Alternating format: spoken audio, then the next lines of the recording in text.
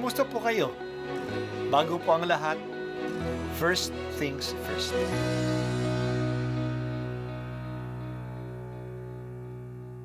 Good morning po. Sinisimulan po natin ngayon ang first things first. At dito po, tinatalakay natin sa unang bahagi ng umaga natin ay ang first readings na binabasa po sa banal na misa.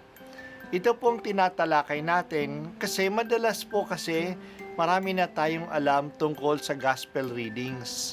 Pero konti po ang nagsasalita sa first readings. Pero ang first readings, bahagi din po yan ng Biblia, ng banal na kasulatan.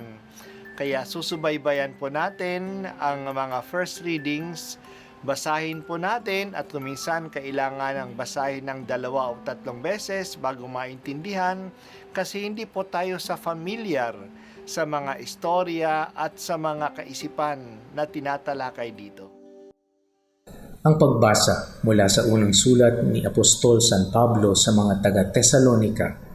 Mga kapatid, isa pang bagay ang ipinapayo namin sa inyo sa pangalan ng Panginoong Yesus. Sana'y lalo pang pagbutihin ninyo ang pamumuhay ninyo ngayon. Pamumuhay na ayon sa inyong natutuhan sa amin, upang kayo'y maging kalugod-lugod sa Diyos. Batid naman ninyo ang mga aral na ibinigay namin sa inyo buhat sa Panginoong Hesus. Ibig ng Diyos na kayo'y magpakabanal at lumayo sa kahalayan. Dapat maging banal at marangal ang layunin ng sinuman sa kanyang pag-aasawa at hindi pagsunod lamang sa pita ng laman, tulad ng inaasal ng mga taong hindi nakakakilala sa Diyos. Sa gayon, hindi yuyurakan ninuman ang karapatan ng kanyang kapwa, ni pupugayan man ng dangal. Tulad ng sinabi namin sa inyo noon pa at mahigpit na ibinabala, parurusahan ng Panginoon ang gumawa ng ganitong kasamaan. Tayo'y tinawag ng Diyos upang mamuhay sa kalinisan, hindi sa kahalayan. Kaya, ang sino mang humahamak sa aral na ito ay humahamak hindi sa tao, kundi sa Diyos na siyang nagkakaloob sa atin ng Kanyang Espiritu Santo. Ang salita ng Diyos. Salamat sa Diyos. Itinakda ni Papa Francisco na ang buwan ng Setyembre ay ang buwan ng Season of Creation. Ito ay panahon ng pagninilay natin at pahalagahan ang biyaya ng kalikasan. Ang pagninilay na ito ay sana magbunga ng pagpapahalaga sa mga nilikha ng Diyos. Ipagdasal natin na ang lahat ay magkaroon ng pagkakilala na ang mundo natin ay iisa lamang. Wala nang ibang mundo tayong mapupuntahan. Ito ay may hangganan, hindi natin ito maaaring abusuhin na walang masamang consequences sa atin. Ang unang araw na September ay ang World Day of Prayer for the Care of Creation. Kaya ipagdasal po natin ang makabagong kamalayan para sa kalikasan. Dahil sa mga panalangin ito, sana magbago din ang ating pagkilos. Hindi sana tayo nakakasira sa kalikasan. Magkaroon sana tayo ng lifestyle na makakalikasan.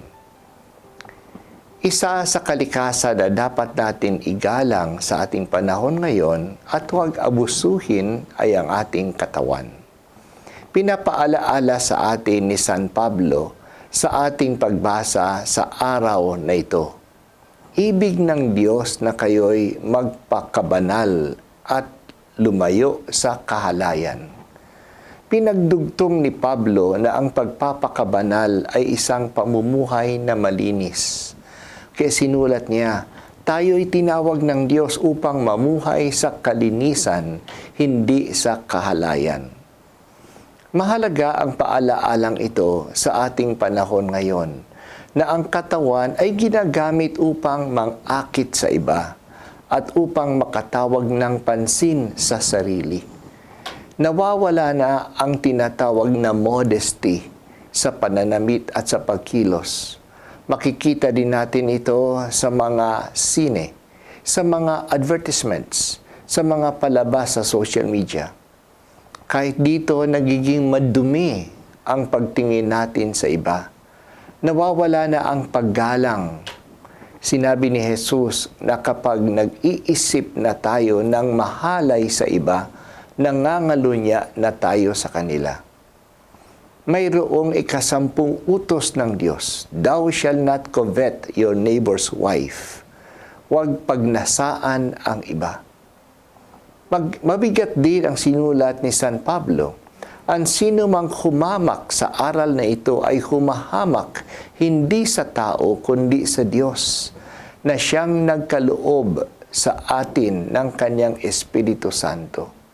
Kapag hinahamak natin at pinagnanasaan natin ang katawan ng iba, ito'y kasalanan hindi lamang sa Kanya, kundi sa Diyos. Kasi ang katawan ng tao ay templo ng Espiritu Santo. Iniisipan natin ng masama ang templo ng Diyos. Hindi natin ito ginagalang. Pinagnanasaan pa natin ito upang gamitin para sa sarili. Hindi ba napakasama nito? Kahit na talamak ngayon ang kakulangan sa paggalang at pagpapahalaga sa katawan, huwag sana tayong magpadala sa kaugalian at sa pananaw na ito. Una, bigyan natin ng sapat na paggalang ang ating katawan. Magdamit ng maayos, kumilos ng mahinahon. Pangalawa, maging mapili tayo sa ating pinanunood at tinitingnan. Control of the eyes is very important. Ang mata ay ang liwanag ng ating katawan.